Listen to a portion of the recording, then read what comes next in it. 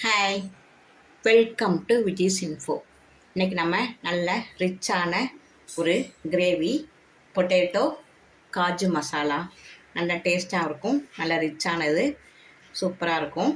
இதுக்கு நம்ம தேவையானது பொட்டேட்டோவை நல்ல முக்கால்வாசி வேக வச்சு நல்ல இந்த கலரில் பொரித்து வச்சுருக்கேன்.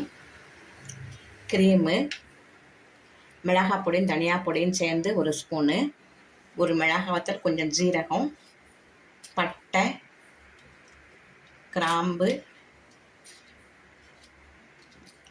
முந்திரி ஒரு ஸ்பூனு, 2 பச்சை மிளகாய், ஆனியன், ஒரு பெரிய ஆனியன் பொடியாக கட் பண்ணி வச்சுருக்கேன், கொஞ்சம் பால், முந்திரி சேர்த்து அரைக்கிறதுக்கு, தேவைக்கு உப்பு. இவ்வளோதான் நமக்கு தேவையானது. இப்போ நம்ம இந்த பாலையும் இதையும் போட்டு நம்ம அரைச்சிக்குவோம். எள்ளு வேணால் கூட வெள்ளை எள்ளு இருந்தால் போட்டுக்க அரைச்சிக்குங்க, நல்லாயிருக்கும். நான் வெள்ளை எள்ளு இல்லை, கருப்பு எள்ளு தான், அதனால நான் அரைக்கலை. இப்போ இந்த பாலையும் இந்த முந்திரியும் சேர்த்து அரைச்சிக்குவோம். இப்போ அடுப்பத்தை வச்சு ஒரு கடாய் வச்சுருக்கேன். அதில் கொஞ்சம் பட்டர் போட்டிருக்கேன். பட்டர் நல்லா சூடான பிறகு நம்ம எடுத்து வச்சுருக்க பிரிஞ்சி இலை, பட்டை, லவங்கம் எல்லாத்தையும் போட்டுடலாம். ஜீரகத்தை கொஞ்சம் நல்லா ப்ரெஸ் பண்ணி போடுங்க, நல்லா வாசமாக இருக்கும்.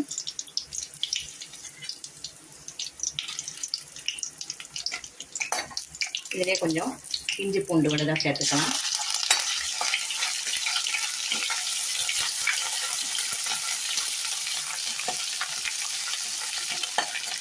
இது நல்லா வதங்கின உடனே ஆனியனை கட் பண்ணி வச்சுருக்கோம் இல்லையா, அதை போட்டுடலாம்.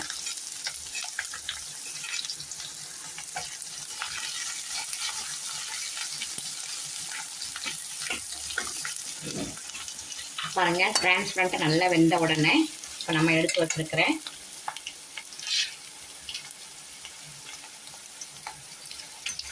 கிழங்கு பொட்டேட்டோவை போட்டுடலாம். முக்கால் பதத்துக்கு வேக வச்சு கொஞ்சம் நல்லா பொரித்து வச்சுக்குங்க, அப்போ தான் நல்லா கிறிஸ்பியாக இருக்கும்.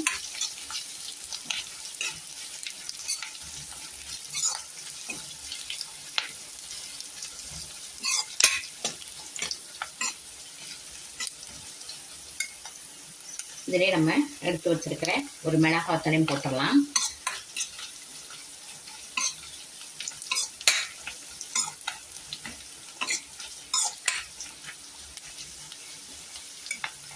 இப்போ தனியாவும் மிளகாத்தூளும் சேர்ந்து எடுத்து வச்சிருக்கேன், ஒரு ஸ்பூனு, அதையும் கலந்துடலாம்.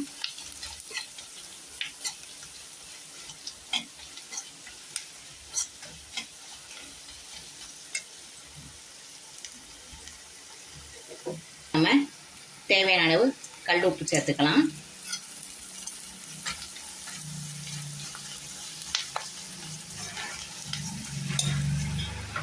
இதில் கொஞ்சம் தண்ணி விட்டு நல்லா மசாலா கலவையெல்லாம் வாசம் போகிற மாதிரி வதக்கிக்குவோம்.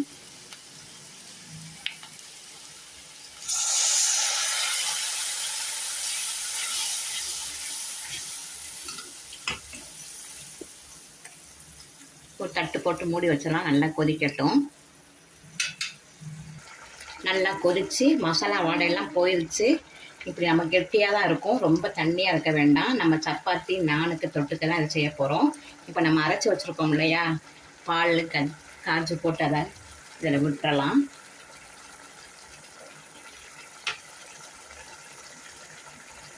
இதிலேயே பச்சை மிளகாய், முந்திரி, பால் விட்டு அரைச்சி வச்சுருக்கேன், இதை விட்டுறலாம்.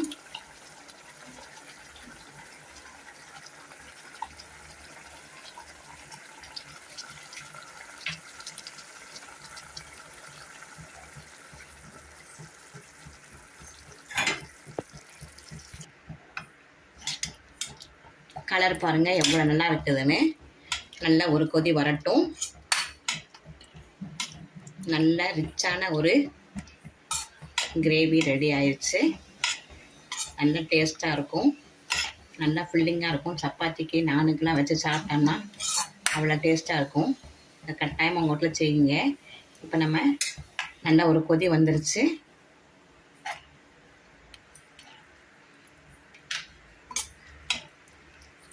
இப்போ ஃப்ரெஷ் க்ரீமு எடுத்து இதில் போட்டு நம்ம ஒரு கொதி வந்தோடனே ஸ்டவ் ஆஃப் பண்ணிடலாம்.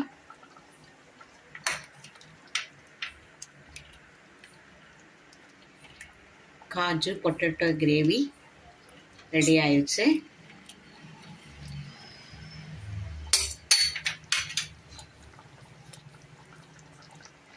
நல்லா கொதி வந்துருச்சு. இப்போ நம்ம ஸ்டவ் ஆஃப் பண்ணிடலாம்.